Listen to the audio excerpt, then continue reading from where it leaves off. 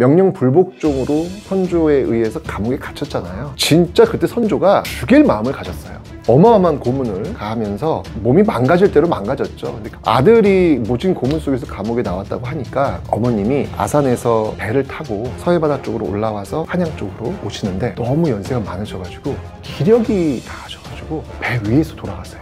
단 한 번도 진 적이 없는 자신의 수군이 이건 패배가 아니라 괴멸되었다는, 바닷속에 그냥 다 꼬르륵 다 그냥 들어가 버렸다는 어마어마한 소식을 듣게 돼요. 일종의 수장이 된 거네요. 그렇죠. 이게 그 유명한 칠천량 해전. 그때 이제 원균이 이순신 대신에 끌고 가잖아요. 거기서 정말 괴멸하는 거예요. 안녕하세요. 네, 안녕하세요. 네. 큰별쌤이다. 네. 우리 김용 아나운서님 채널 잘 좀 사랑해 주시기 바랍니다. 아니, 일단은 뭐 역사 선생님만 오랜 기간 하셨으니까 네. 뭐 워낙 유명하신데 그래도 저희 채널을 위해서 본인 소개 한번 부탁드리겠습니다. 네, 안녕하세요. 한국사 길잡이 역사 커뮤니케이터 큰별쌤 최태성입니다. 제 컨텐츠는 모든 것이 다 무료입니다. 채널이 보니까 4개나 있으시더라고. 최태성 1TV, 2TV, 유아TV, 초동TV 모든 컨셉은 다 갖추고 있습니다. 그러니까 모든 전 세대에 걸쳐서 역사를 그냥 공짜로. 제가 강연을 가면 정말 유치원생부터 어르신까지 다 오시니까 이게 무슨 복인가 라는 생각을 하죠. 감사하죠. 평생 외길로만 오시면서 연구하셨기 때문에 받은 복이면서도 재능이 아니신가 이런 생각을 합니다. 그냥 달려오다 보니까 그 자리에 이렇게 서 있더라고요. 오늘도 너무 감사드리고 아유, 영광입니다. 네. 자, 일단 저희가 이제 새해를 맞이하게 되는데 우리가 지금 좀 어려운 상황이 있잖아요. 맞아요. 그래서 우리 대한민국 국민들에게 희망을 줄 수 있는 어떤 역사적인 사건이나 이런 게 있었으면 좋을 것 같아요. 제가 오늘 딱 한 글자, 희망의 한 글자 선물로 드리겠습니다. 뭔가요? 이순신 장군은 너무 잘 아시잖아요. 이순신 장군이 우리에게 남겨준 희망의 선물이 하나 있습니다. 그 선물을 오늘 드리도록 하겠습니다. 와, 너무 기대되는데요? 기본적으로 인생을 살면서 참 어려운 시기가 있잖아요. 이순신 장군이 참 어려웠던 시기가 언제였을까? 돌아가신 해가 1598년도에 노량해전에 돌아가시잖아요. 그 전 해가 1597년인데 이때 연세가 50대 중반으로 들어가는, 아마 저희들 나이와 딱 비슷한, 그래서 굉장히 독립의식이 느껴집니다. 1597년이 참 힘든 해가 왜 힘든 해냐면 일단 그때가 감옥에서 나오는 때예요. 명령 불복종으로 선조에 의해서 감옥에 갇혔잖아요. 진짜 그때 선조가 죽일 마음을 가졌어요.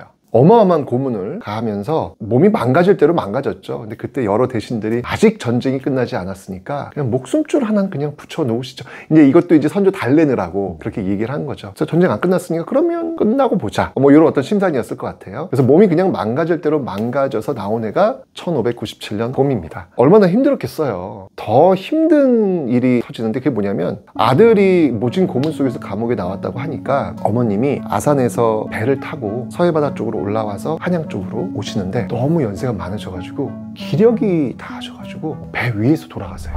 이순신 장군에게 어머님은 그냥 하늘이에요. 그런데 어머님이 돌아가셨다라는 이야기를 들었을 때 어떤 심정이었을까? 자기 보러 오다가 돌아가신 거나 마찬가지잖아요. 그렇죠. 몸은 몸대로 망가졌고 정신은 정신대로 나락으로 떨어진 그런 최악의 해가 1597년이 아닐까. 게다가 조선시대는 부모님 돌아가시면 3년상 해야 되거든요. 자식된 도리라는 건데 백의종군을 해야 되기 때문에 잠깐 얼굴 보고 바로 떠나야 되는 그런 참담한 상황이 벌어지게 되는 것이죠.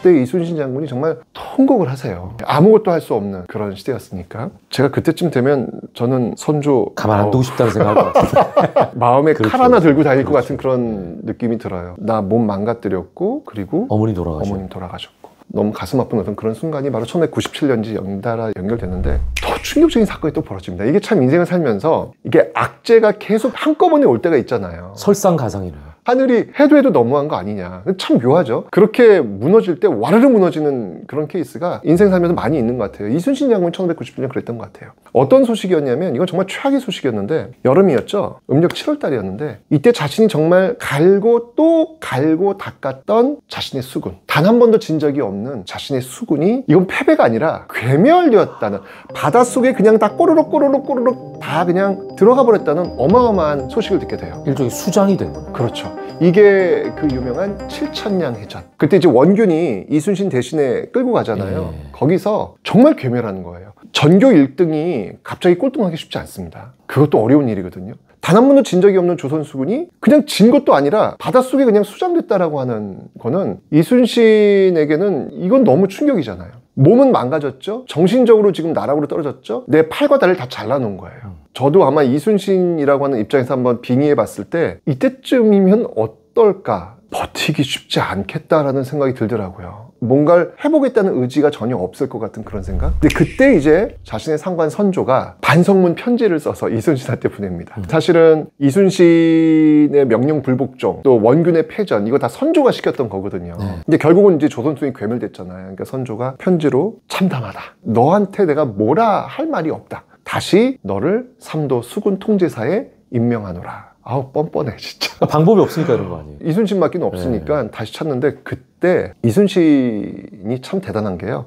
아니 나는 그런 편지 받으면 그렇게 답장을 쓸 것 같아요. 제가 너무 아픕니다. 누구 때문에 아프다는 얘기는 안 하겠지만 핑계를 대겠죠. 네, 너무 아픕니다. 당신이 내 몸을 이렇게 만들었고 당신이 내 팔과 다리를 다 잘라놨고 당신이 내 정신 상태를 이렇게 완전 나락으로 떨어뜨렸으니까 난 도저히 내가 임무수행을 못하겠다라고 못한다는 편지를 쓸 것 같아요. 하고 싶지도 않고 내가 무슨 뭐 조직에 충성할 일이 있을까? 라는 생각이 들 것 같아요. 근데 그때 그 삼도수군 통제사에 임명하노라 라는 교지를 받자마자 말을 타고 바로 튀어나가요. 조선수군을 이끌고. 그때 조선수군이 몇 명이었냐면 15명이에요. 다 괴멸됐으니까 15명. 그것도 너무 재밌는 게 장교가 그때 9명이고 병졸이 6명. 이게 다예요. 이걸 끌고 간 거예요. 그의 목표는 뭐냐면 조선수군 재건이었습니다. 저는 선조도 이해가 안 되지만 사실 솔직히 말씀드리면 이순신도 잘 이해가 안 돼요. 아니 무슨 기분도 안 좋을 텐데 15명을 데리고 나간다? 저건 패배가 불보듯 뻔한 거잖아요. 그렇죠. 내가 게 뻔한데 그걸 안고 출발한다? 그거는 상식적이진 않잖아요. 근데 어디를 향한 거냐면 이틀 밤을 달려가지고 곡성 쪽으로 향합니다. 편지를 어디서 받으면 진주에서 받거든요. 그래서 곡성 쪽으로 향하는데 왜 갔냐면 이순신이라는 사람이 참 대단한 게 그 백의종군길에서도 조선수군을 재건해야 된다는 그 생각들을 늘 빅픽처로 그림을 그리고 있었던 거예요. 그래서 수군을 재건하려면 3가지가 필요하잖아요. 식량, 군사, 그리고 배. 제일 중요한 식량이니까 식량이 곡성에 있다는 정보를 미리 입수를 했던 거예요. 교지를 받자마자 그냥 밤을 새가지고 달려서 곡성에 간 거예요. 근데 갔더니 이미 곡성에 있는 식량 창고는 다 불에 타버립니다. 그 곡성 사또가 다 불태우고 피신을 간 거예요. 왜냐면 조선수군 괴멸됐으니까 이제 이 그렇죠. 일본 왜군이 전라도 지역으로 마음껏 들어올 수 있는 길이 열린 거잖아요. 그 식량 어떻게 해요? 넘길 수는 없잖아요. 결국은 다 태워버리고 떠나버린 거죠. 그게 얼마나 위급한 상황이냐면 이순신이 곡성에 들어간 바로 그 다음날 일본이 거기 곡성에 들어와요. 그러니까 거의 뭐 이순신은 뒤를 쫓아왔다라고 보시면 되는 거죠. 그래서 이순신이 이제 그런 판단을 하는 거예요. 아, 더 이상 여기서는 얻을 게 없겠다라고 해서 북상을 하지 않고 일본 왜군이 북상할 테니까 바로 남한을 합니다. 밑쪽으로 내려 순천 쪽으로 향하거든요. 그러면서 그 과정에서 엄청난 소식을 듣죠. 7천량 해전에서 다 괴멸된 줄 알았는데 12척의 배가 싸움에서 빠졌다는 소식을 든 거예요. 12척이 남아있는 거예요. 아, 여기서 12척이 나오는군요. 네. 그 12척을 인수를 하고 식량하며 병사하며 모으는 거예요. 근데 이 조선수군을 재건한다라고 하는 게 우리가 생각할 때 완벽한 재건을 하는 게 아니에요. 이순신 머릿속에서는 딱 한 번의 싸움을 준비를 합니다. 딱 한 번의 싸움. 왜냐면 없다는 걸 알아요, 이순신도. 그렇죠. 이순신의 그 모습을 보면 전라남도에서 어디까지 가냐면 삥 돌아가지고 군산 쪽으로 피신을 해요. 그러니까 안 된다는 걸 아는 거예요, 이순신도. 근데 중요한 건 뭐냐면 딱 한 번의 싸움에서 결정적 승리를 거둬서 조선수군이 존재함을, 이순신이 살아있음을, 그걸 적들에게 보여줘야 된다는 그 딱 한 번의 싸움이 필요했던 거예요. 그때부터 이 적은 병력으로 그 딱 한 번의 싸움에서 우리의 존재를 알릴 수 있는 그 장소가 어딘지를 계속 찾아요. 기본적으로 이순신은 어떤 장수냐면 싸워서 이기는 장수가 아니거든요. 다 이겨놓고 싸우는 장수예요. 계속 뒤지면서 어디일까라고 해서 찾았던 곳이 바로 울돌목. 울돌목을 한자로 명량이라고 합니다. 울명자거든요, 그게요. 울면서 돌아가는 그런 길목이란 뜻인데 그곳을 찾아요. 그래서 그곳에서 그 단 한 번의 싸움을 위해서 모든 걸 다 세팅을 다 해놔요. 그런데 다 준비가 됐는데 그때 다시 상관한테 또 편지가 와요. 어떤 편지가 왔냐면 12척으로 무슨 싸움을 하겠느냐. 아, 힘 빠지죠. 조선수군 그냥 없애고 모든 병력을 다 육군으로 합류하라 라는 명령을 또 내립니다. 아, 이순신이 이때 글을 보면 너무너무 괴로워해요. 괴로워해서 그 괴로움을 좀 달래기 위해서 술을 거의 한 동이를 드세요. 그런데 또 글을 쓰세요. 취하지 않는다고. 그러니까 얼마나 고통스러운 거예요. 그러니까 좀 취하려고 먹었는데도 불구하고 취하지 않는 거예요. 정말 힘들었겠구나 라는 생각이 드는데, 그러다가 결국 이순신이 붓을 들죠. 붓을 들고 다시 답장을 씁니다. 그때 아주 그 긴 장문의 답장에서 아주 유명한 하나의 문구가 나오죠. 금, 신, 전선, 상유, 시비. 지금 신에게는 12척의 배가 있습니다.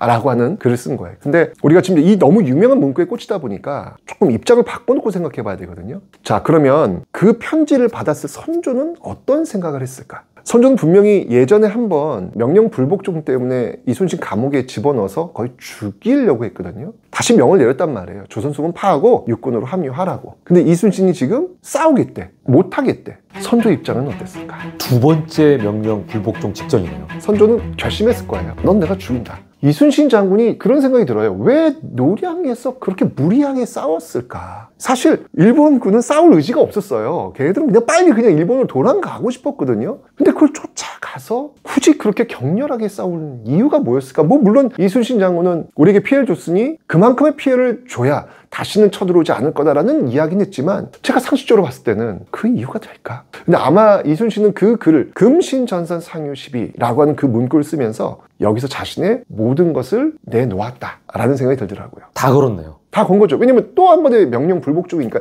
이건 지면 명령 불복종으로 죽는 것이고 이기면 명령 불복종도 죽는 거예요. 죽는 거예요, 이순신은요. 그러면서 금신 전선 상유 시비라고 하는 그 문구를 딱 선조에게 던지면서 전장에 나가죠. 그게 그 유명한 명량대첩. 근데 저는 여기서 이순신이 그 자신의 상관 선조에게 그 편지를 쓰면서 정말 많은 생각을 했을 것 같아요. 어떤 문장을 써야 선조를 설득을 시킬 수 있을까? 지금 신에게는 12척의 배가 있습니다. 이거를 이제 수식어를 하나 골라야 되는 거예요. 어떤 12척의 배냐? 근데 많은 분들이 12척의 배가 있습니다 라고 할 때 그 수식어를 금신, 전선, 상, 이 상에 대한 해석을 좀 해야 되는데, 이 상은 두 개의 뜻이 있어요. 첫 번째 뜻은 아직, 두 번째 뜻은 오히려 라는 뜻이 있는데, 많은 분들이 아직이란 뜻으로 많이 해석을 하시더라고요. 네네. 근데 저는 아직은 아닌 것 같아요. 아니, 왜냐면 아직으로 이순신이 그 단어를 썼으면 그거는 선조한테 싸우자는 거예요. 저 아직 12척이 있는데요? 이렇게 써지는 않았을 것 같아요. 이순신도 기본적으로 상사를 모시는 어떤 기본 충에 대한 정신은 배어있는 장수잖아요. 저는 그래서 아직이란 뜻보다는 오히려 해볼만 합니다라고 설득을 하는 그런 의미에서 상자를 고르지 않았을까라는 생각이 듭니다. 정말 그 극한의 상황 속에서 그 12척, 이제 배 한 척 더 만들어서 13척이 되는데 10배가 넘는 적들과 싸우는 거거든요. 그때 그 이순신의 그 정신세계는 오히려 해볼만 하다는 거죠. 누가 봐도 객관적으로 패배가 눈앞에 보이는데, 그때 이순신이 꺼내든 키워드는 오히려 해볼만 하다 라고 판단했던 거예요. 저는 그 이순신을 보면서 어떤 절망의 상황 속에서도 아무리 나락으로 떨어진다고 해도 그 오히려 해볼만하다 라고 하는 어떤 그런 모습들을 가지고 버틴다면 우리가 2025년도에는 그래도 오히려 해볼만한 그런 2025년이 되지 않을까라는 생각이 들어요. 우리 모두에게는 12척의 배가 있습니다. 한번 물어보는 거예요. 내가 갖고 있는 12척의 배는 어떤 배인지. 누군가에게는 12척의 배밖에 없겠지만 누군가에게는 12척의 배 씩이나 있겠죠. 2025년 자신이 가진 12척의 배는 어떤 배여야 할지, 이순신 장군이 우리에게 줬던 역사의 선물, 오히려 해볼만 하다라는 그 오히려 상으로 2025년을 한번 포장해 보시기 바랍니다. 와, 진짜 저희는 이순신 장군의 업적만 생각하잖아요. 그렇죠. 근데 그 업적을 이루기 위해서 고민했던 그 뒷이야기, 모든 걸 다 걸고 긍정적인 사고에서 시작한 이분의 도전. 죽음을 뒤에 두고 오히려 해볼만 하다라고 예. 가는 이 모습. 너무 감동이지 않습니까? 그러니까 역사는 이 사실도 중요하지만 네. 그 사실을 통해서 배울 수 있는 어떤 숨어있는 교훈들이 우리에게 주는 의미가 큰 것 같습니다. 오늘 말씀 너무 잘 들었습니다. 고맙습니다. 감사합니다. 여러분께 양질의 콘텐츠를 제공할 것을 약속드리겠습니다. 지금까지 지식인 스튜디오였습니다.